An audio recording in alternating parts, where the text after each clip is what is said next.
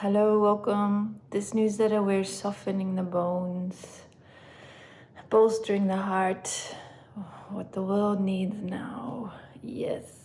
I was thinking about what is care, not just as an emotion, but as a sense and a skill and even like a technology of attention. So what happens when that sense is active and what happens when that sense goes dormant? And we're seeing this everywhere. This fear and power seeking override the capacity to feel for another. So research in neuroscience and social psychology shows that compassion is not an abstract ideal, it's a practical force, and it can be learned and taught, but it needs to be practiced mainly, is the thing. Hence, sensory experiments. We're going to experiment with it later. So cultivating care benefits not only us, our physiological health, our emotional health, but it also transforms group dynamics. So moving us away from conflict and towards cooperation. We need this.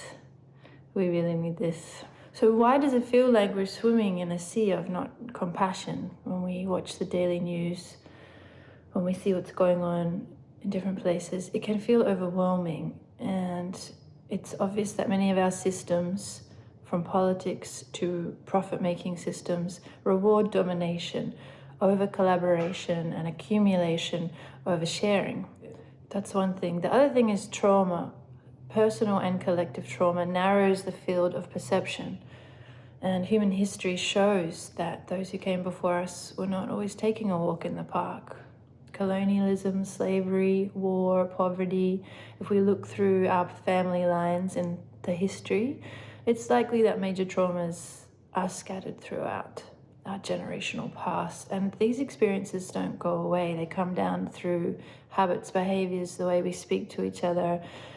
So much of what we're taught comes down through our histories. And we might not even be aware of that we're still living and breathing these traumas, which narrow this field of perception we have for caring. So fear is the heart killer. So what to do in our own little worlds? I'm going to offer a technique to bolster the heart, and it may seem trifling, but I don't believe that it is. These practices have been used for centuries to cultivate a soft, aka fiercely compassionate inner world, and our inner world makes the world individually, the whole world.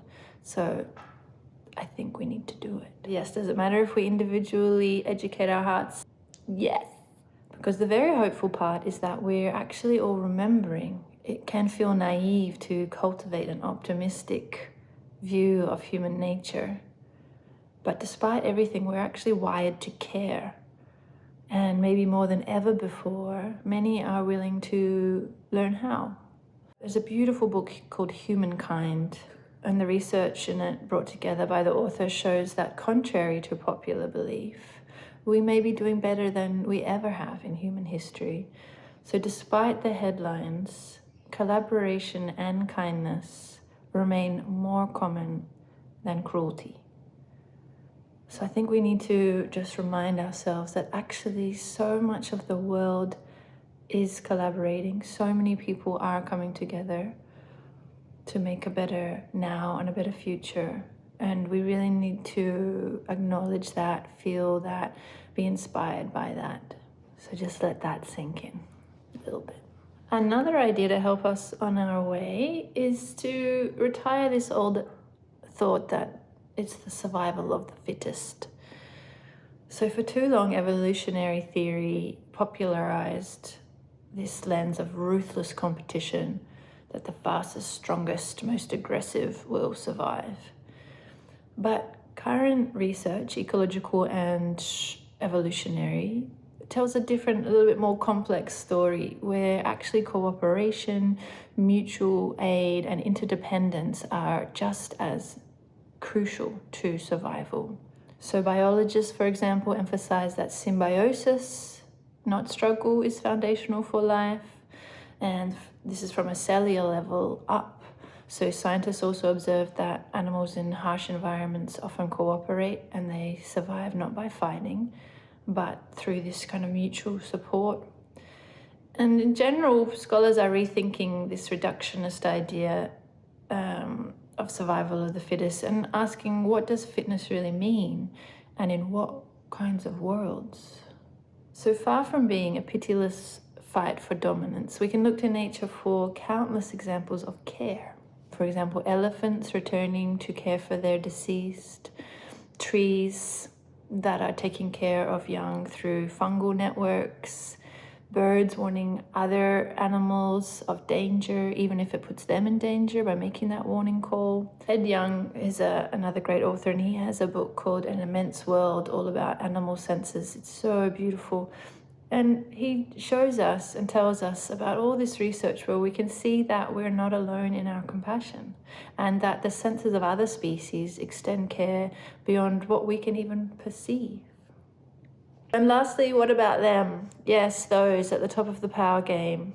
You know who I'm talking about. Yeah, it's radical, but it's vital, I think, to believe that people can turn from brutality to compassion. Because with that belief, change becomes possible. Or without that belief, it becomes impossible. Both ways. So the longing for power often, as I talked about, arises from fear. The fear of scarcity, insignificance, vulnerability.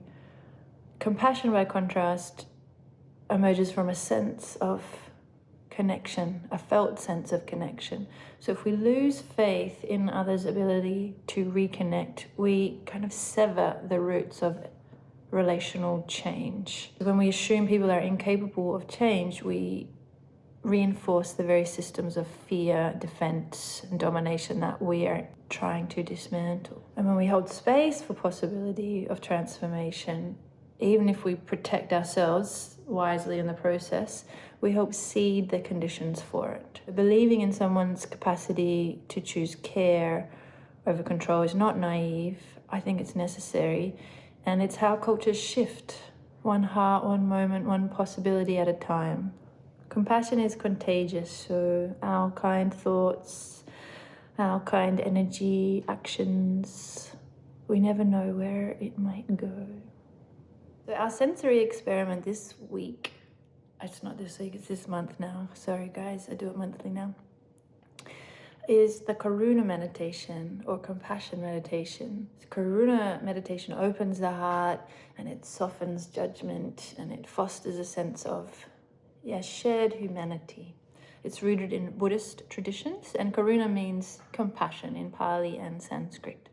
So not compassion as pity, but compassion as a sincere wish to relieve pain and foster healing.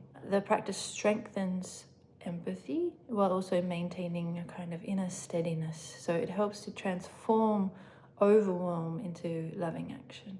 So anytime you feel overwhelmed by negativity or fear or conflict in your personal world or in the global context, this is a really great practice to feel something other than that, to cultivate inner calmness, which helps you then obviously to operate in the world in a way which is with care for yourself and others.